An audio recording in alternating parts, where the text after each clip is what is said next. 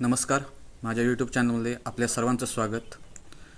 आज मी बकऱ्या चारण्यासाठी रानात घेऊन निघालो आहे। तुम्ही पाहू शकता, धनगर समाज असा समाज आहे की बकऱ्या चारण्यासाठी एका ठिकाणाहून दुसऱ्या ठिकाणी बकऱ्या घेऊन जात असतो। हे बघा, ह्या रानात मी शेळ्या आणलेल्या आहेत आणि ह्या आपल्या चारा पाला खाताना आपल्याला दिसत आहेत।